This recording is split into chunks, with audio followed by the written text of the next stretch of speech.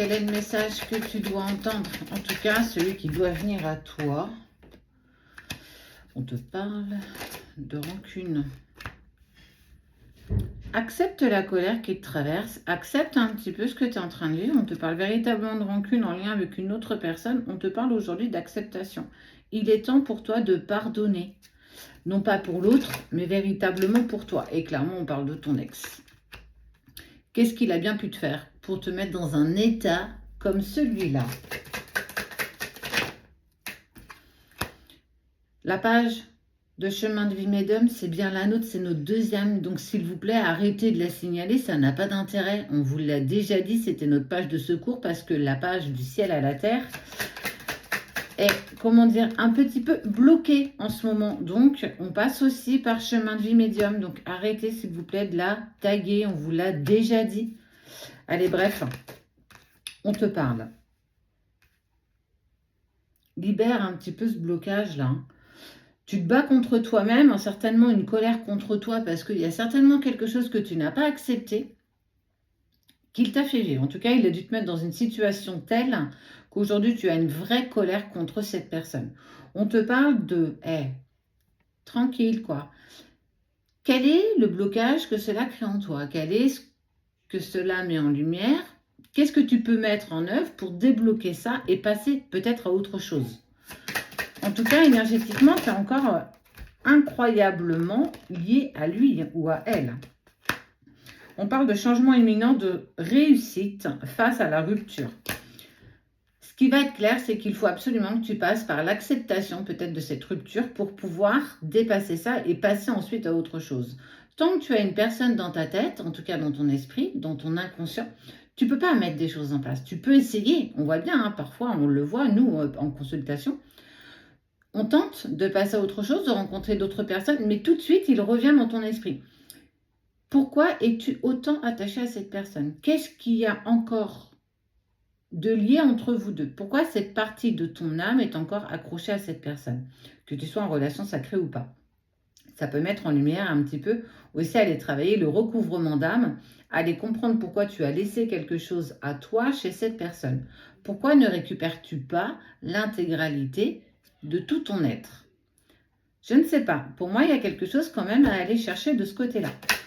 Déjà, il va falloir que tu pardonnes. Il va falloir que tu ailles voir pourquoi cette personne t'a autant blessé que ça. Bah ouais, parce que tu l'aimes encore. Et ça te crée une angoisse, une peur profonde. Tu as très envie qu'il revienne, mais en fait, en même temps, tu es très en colère contre lui ou contre elle, mais c'est surtout une colère que tu as contre toi-même. Et on te dit bien, mais essaye d'accepter un petit peu la situation.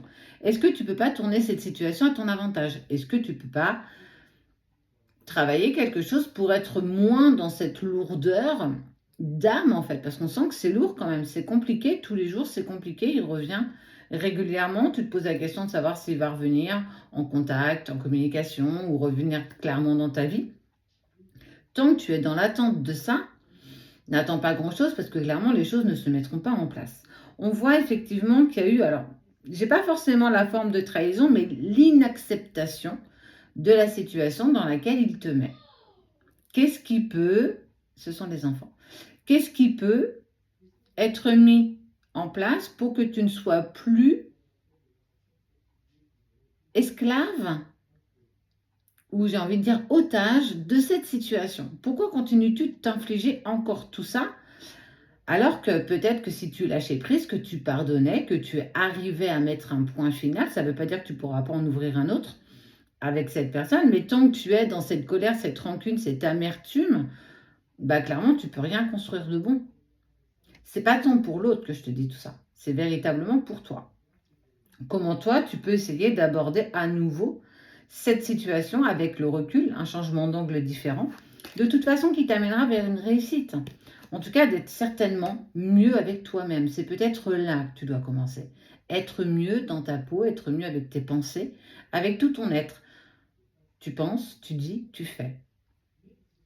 Et là encore, malgré le fait qu'il soit loin de toi, énormément d'emprise sur toi. Pourquoi le laisses-tu autant t'impacter alors qu'il est peut-être passé à autre chose? Tu as l'opportunité de réussir quelque chose de profond, de te nettoyer. Et ça, clairement, une fois que tu auras trouvé le point d'ancrage de pourquoi tu vis encore inévitablement cette situation, ça créera en toi un changement instantané. Comment peux-tu aller aborder ça? Es-tu dans l'acceptation de ça? En tout cas, tu as toutes les cartes en main. Mais clairement, on te dit, arrête avec ta colère, ta rancune, ton amertume. Il est temps pour toi d'accepter ce qui est, de pardonner non pas pour l'autre, mais pour toi, pour aller vers ta propre réussite.